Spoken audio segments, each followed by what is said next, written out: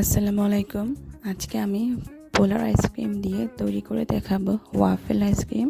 আমি একটা বলে নিয়ে নিয়েছি 1/4 কাপ ময়দা, 1 teaspoon cornflour, 2 teaspoon milk powder.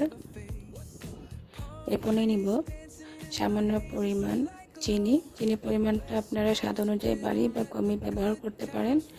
লবণ দিয়ে দিচ্ছি 1 চিমটি, একটা ডিম দিয়ে দিব। এখন আমি এখানে দিয়ে দিয়েছি কুসুম গরম পানি, অল্প একটু করে অ্যাড করতে হবে এবং হ্যান্ড হুইস্কের সাহায্যে ভালোভাবে সবগুলো করে মিশাতে হবে। গরম পানির পরিমাণটা এটা ডিপেন্ড করে ব্যাটারের উপর। ব্যাটারটা এমন হবে না যাতে পানির মতো সেগুলো উপর থেকে পড়তে থাকে।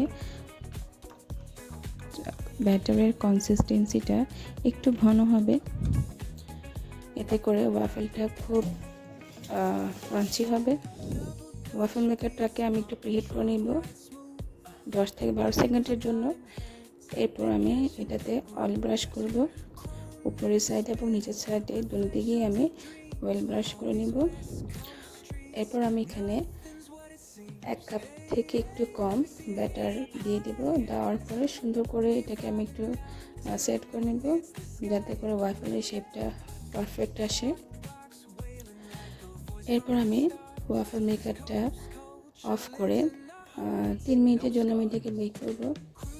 3 মিনিট পর দেখতে পাবেন যে ওয়াফেলটা খুব সুন্দর করে একটা কালার আসছে ওয়াফেল থেকে, ব্রাউনি কালার, এবং স্মেলটাও খুব ভালো আসছে।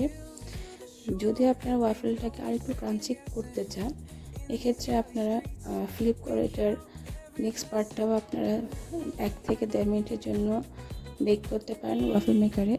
সামান্য একটু তেল ব্রাশ করে আপনারা 1 থেকে 1.5 মিনিটের জন্য যদি বেক করেন তাহলে একটা ক্রাঞ্চি একটা ভাব আসবে। ওয়াফেলটা যখন পুরোপুরি ঠান্ডা হয়ে যাবে, আমি উপর দিকে আইসক্রিম দিয়ে দিব। এখানে আমি পোলার আইসক্রিম 2-in-1 ফ্লেভারটা নিয়েছি। এখানে ম্যাঙ্গো আর ভ্যানিলা 2টা ফ্লেভার আছে। সো আমি আজকে ম্যাঙ্গো ফ্লেভারটা দিচ্ছি আর সামান্য করে একটু ভ্যানিলা ফ্লেভারটা দিচ্ছি। আর একটা পার্ট দিয়ে আমি এটাকে ঢেকে দিব। যেভাবে করে আপনার খেতে ভালো লাগে আপনারা সেভাবে খেতে পারেন।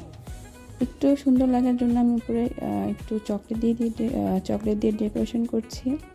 এই তো খুব সহজে এবং কম সময়ে আমার ওয়াফেল আইসক্রিম তৈরি হয়ে গেল।